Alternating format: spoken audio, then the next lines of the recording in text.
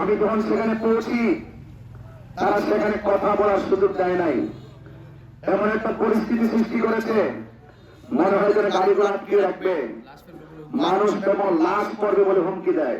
সোনারঘাটের এবং মাধবপুরে অনেক জায়গায় আমাদের সমর্থকদের উপরে হামলা করা হয়েছে, অনেক সমর্থককে রক্তাক্ত করা হয়েছে।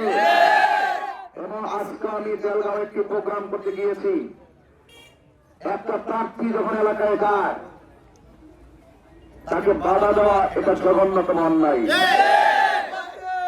এবং আমি দেখেছি সেখানে যাওয়ার পর অনেক ধরনের আমাদের সমর্থনকারীর উপরে আঘাত করা হয়েছে, তোফাজ্জল নামের ছেলেকে আঘাত করা হয়েছে।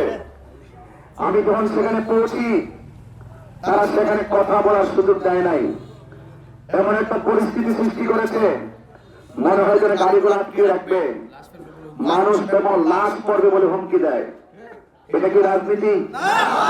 আমি বারবার বলছি, ভাই আমি আপনাদের মেহমান, মেহমানকে সম্মান করে কথা বলুন। তিনি ওই এলাকার সাবেক মেম্বার পরিচয় দিয়েছেন, তিনি নুরুল হক সাহেব নাকি, এবং তিনি বিএনপির সহসভাপতি এই ইউনিয়নের। তো আমি আশ্চর্য হয়েছি, আমি ওনাকে বারবার বোঝাতে চেষ্টা করেছি যে ভাই ঠিক আছে, আমি এসেছি, আমি চলে যাব, নির্বাচন আসছে, নির্বাচন চলে যাবে। সব মশার বিরুদ্ধে সুরক্ষা দিতে এলো বসুন্ধরা এক্সট্রিম অ্যারোসল, মশার বিরুদ্ধে এক্সট্রিম সুরক্ষা। তো এখানে আমি আমার প্রার্থী হিসাবে আমি আসতে পারি। আমাদের আরো 9টি প্রার্থী আছে, সেই 9টি প্রার্থীও সেখানে যাওয়ার অধিকার রাখে। তারা বলছেন কয় না এই এলাকায় ইমাম আছে, জিগালেন ইমাম কেনা ফয়সাল সাহেব। আমি বললাম যে উনি অনেক সম্মানী মানুষ, উনি অনেক ইজ্জতের মানুষ, মুরব্বী মানুষ, তো আপনারা তো ওনার ইজ্জত নষ্ট করতেছেন।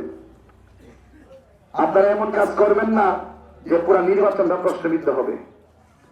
আমি আমার মতো করে যতগুলো কথা বলার চেষ্টা করছি, কিন্তু তারপরও কথা বলার সুযোগ দেওয়া হয় নাই। এটা কি কোন ভালো কাজ হয়েছে?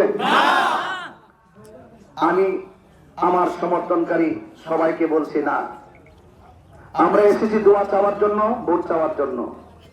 আমরা এসেছি, সকলকে ইনফরমেশন করেছি, আমরা চলে যাব। কিন্তু একটি কথা বলে দিয়ে যাই, নির্বাচন নিয়ে জন আকাঙ্ক্ষা তৈরি হয়েছে। একের পর এক মোমবাতি সমর্থকদের উপরে বাধা বিপত্তি সে আকাঙ্ক্ষাকে ব্যাঘাত ঘটাচ্ছে। প্রশাসনের কাছে আমরা ইনফরমেশন করেছি, নির্বাচন কমিশনকে ইনফরমেশন করছি। আমি চাই যে এই সোনারগড় একটি শান্তিপ্রিয় এলাকা, নির্বাচনকে কেন্দ্র করে কোন ধরনের সহিংসতা যেন তৈরি না হয়, এই ব্যাপার নির্বাচন কমিশন থেকে শুরু করে, প্রশাসন থেকে শুরু করে সর্বোচ্চ প্রয়োজনের ব্যবস্থা করতে হবে।